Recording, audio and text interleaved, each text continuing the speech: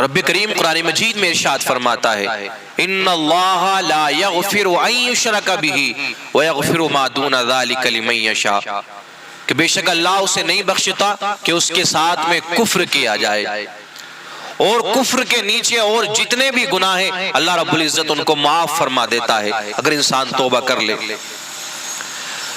تو میرے عزیزوں، موجودہ حالات میں، اور یہ بات تو نہ جانے کب سے چلی آ رہی ہے کہ ہر ایک انسان کے تعلقات کسی اور مذہب کے ماننے والے سے بھی ہے، کہیں نہ کہیں وہ ٹچ میں ہے۔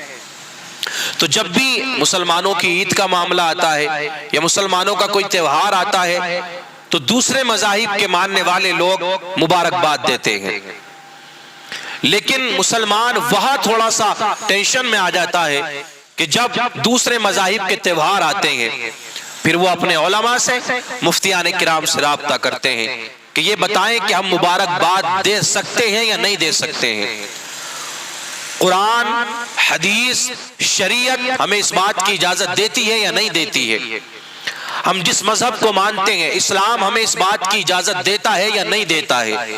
تو آؤ میرے عزیزوں، میں آپ کو بتاتا ہوں۔ دور حاضر کے اندر یہ بہت زیادہ معاملہ ہے، جب بھی تہوار آئے کسی غیر دوسرے مذہب کے لوگوں کے تو ہم نے فوراً اسٹیٹس لگا دیے، فوراً مبارکبادیاں دینا شروع کر دی۔ اسلام نے ہمیں یہ پیغام دیا ہے، یہ درس دیا ہے، اللہ کے رسول صلی اللہ تعالیٰ علیہ وسلم نے ہمیں یہ سکھایا ہے کہ اگر دوسرے مذاہب کا ماننے والا آپ کا دوست ہے، آپ کا ساتھی ہے، تو یاد رکھیں آپ جب بھی وہ پریشان ہو آپ کو اس کی مدد کرنا ہے۔ اگر وہ کسی پریشانی میں ہے تو آپ کو اس کی پریشانی میں اس کا ساتھ دینا ہے۔ اگر آپ کا پڑوسی ہے، چاہے وہ ہندو ہو، چاہے وہ عیسائی ہو، چاہے وہ کسی بھی مذہب کا ماننے والا ہے، آپ کے پڑوس میں بستا ہے، اگر وہ کسی پریشانی میں ہے، کسی تکلیف میں ہے تو آپ کو اس کی تکلیف میں اس کا ساتھ دینا ہے، آپ کو اس کے حقوق ادا کرنے ہیں۔ اگر اس کے یہاں کوئی مرتا ہے تو وہاں جا کر بھی آپ کو اس کی تکلیف میں اس کا ساتھ دینا ہے، اور بیمار ہو جائے تو اس کی مزاج پرسی کے لیے آپ کو جانا ہے۔ یہ تمام تر جو انسانیت کے ناطے رشتے بتائے گئے ہیں وہ ہمیں ادا کرنے ہیں، اور وہ مسلمان ادا بھی کرتا ہے۔ مسلمان اللہ کے رسول صلی اللہ تعالیٰ علیہ وسلم کے ان فرامین کو مانتا بھی ہے، اور دیکھا بھی گیا ہے کہ جب بھی پریشانی کا معاملہ ہوتا ہے، کسی بھی تکلیف کی بات ہوتی ہے، آپ ہندوستان کی تاریخ اٹھا کر کے دیکھ لیں کہ مسلمانوں نے ہندوستان کے لیے اور دوسرے مذاہب کے لوگوں کے لیے دل کھول کر کے دان کیا ہے۔ یہ اسلام ہمیں سکھاتا ہے۔ لیکن میں بات کر رہا تھا تہواروں کی مبارکبادیاں دینے کی۔ یہاں پر ہمارے دین کے اندر کچھ حدود ہیں، کچھ حدیں ہیں کہ جن کو ہم پار نہیں کر سکتے۔ اب آپ دیکھیں کہ کرسمس کا معاملہ، کرسمس یہ تہوار عیسائیوں سے نسبت رکھتا ہے۔ عیسائی اس کو حضرت عیسیٰ علیہ السلام کی طرف نسبت کر کے مناتے ہیں، اور ایک روایت میں تو یہ بھی آیا، یہ بھی بتایا گیا کہ معاذ اللہ رب العالمین عیسائی حضرت عیسیٰ علیہ السلام کو اللہ کا بیٹا مانتے ہوئے یہ تہوار مناتے ہیں کہ اس دن آپ کی ولادت ہوئی، آپ کی پیدائش ہوئی۔ تو جب اللہ کا بیٹا مان لیا تو انہوں نے شرک کر لیا۔ ہیپی کرسمس، میری کرسمس کے نام سے یہ تمام مبارکبادیاں چلتی ہیں۔ تو میں نے قرآن مقدس کی آیت پڑھی کہ اللہ شرک کو معاف نہیں فرماتا۔ تو یہ تو کرسمس کا معاملہ ہو گیا۔ اس کے علاوہ جتنے بھی تہوار دوسرے مذاہب کے لوگوں کے ہیں تو وہ ان کے کسی نہ کسی معبود سے نسبت رکھتے ہیں۔ اگر آپ ان کو مبارکباد دو گے، اس میں کسی کی دل شکنی نہیں ہونی چاہیے، کسی کا دل نہیں دکھنا چاہیے، کیونکہ ہم نے انسانیت کا رشتہ بتا دیا ہے۔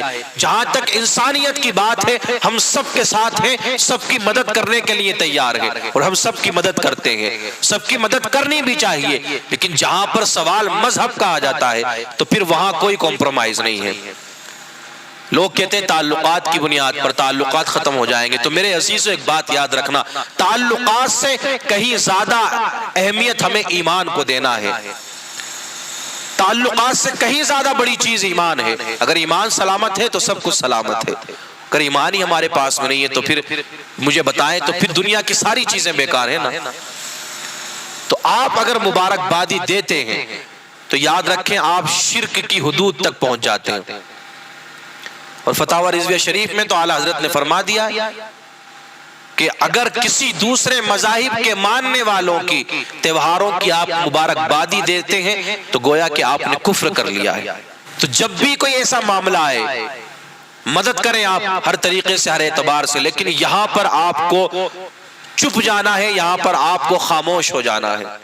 اللہ کے رسول صلی اللہ تعالی علیہ وسلم نے نہ جانے کتنے موقعوں پر آپ نے غیر مسلموں کی مدد فرمائی ہے، اور ان کی مدد فرمائی کہ یہودی جو اسلام کے سب سے بڑے دشمن، اللہ کے رسول صلی اللہ علیہ وسلم ان کی بھی مدد فرماتے ہوئے نظر آتے تھے. اور کچھ لوگ جب ایمان لے کر کے آئے، ان کی رشتہ داریاں تھیں یہودیوں میں، دوسرے مذاہب کے ماننے والوں میں، تو وہ لوگ تحفے تحائف بیچتے تھے، ان سے رشتے ناتے رکھتے تھے. اور اسلام نے تو ہمیں یہ بھی درس دے دیا، یہ بھی پیغام دے دیا کہ اگر کوئی مسلمان ہو جاتا ہے اور اس کے والدین غیر مسلم ہیں، اسلام میں داخل نہیں ہوئے ہیں، تو اس کا یہ فرض بنتا ہے کہ وہ اپنے پیرنٹس کا، اپنے ماں باپ کا اسی طرح ادب کرے کہ جس طرح وہ مسلمان ہوتے تو ادب کرتا. وہی حقوق ان کے اوپر نافذ ہوتے ہیں. اگر وہ مسلمان نہیں بھی ہوئے ہیں لیکن وہ آپ کے والدین ہیں، آپ پر ان کا ادب کرنا ضروری ہے. تو یہ سارے معاملات، یہ ساری چیزیں ہر تکلیف میں کام آئیں، ہر پریشانی میں آپ کام میں آئے، ہر جگہ آپ مدد کریں جب بھی کوئی پریشانی کا معاملہ ہو. اور لیکن جہاں پر یہ معاملات آ جاتے ہیں کہ کسی بھی تہوار کی دوسرے مذاہب کے ماننے والوں کی مبارکبادیاں دینا، تو یہاں پر اسلام نے کچھ قید لگا دی ہے، ہمیں مقید کیا ہے اسلام نے، کچھ حدود ہیں. اگر آپ نے ان کو عبور کر لیا تو یاد رکھیں کہیں آپ اپنے ایمان سے ہاتھ نہ دھو بیٹھے، کہیں ایسا نہ ہو کہ آپ اسلام سے خارج ہو جائے. اگر کسی سے ایسا ہو بھی گیا ہے تو وہ دوبارہ کلمہ طیبہ پڑھے اور آئندہ کے لیے اس چیز سے توبہ کر لے، کیونکہ اللہ رب العزت تمام گناہوں کو معاف فرما دے گا. لیکن جو شرک کرتا ہے، اللہ کی ذات کے ساتھ میں کسی کو شریک کرتا ہے، اللہ رب العزت اس کو معاف نہیں فرماتا.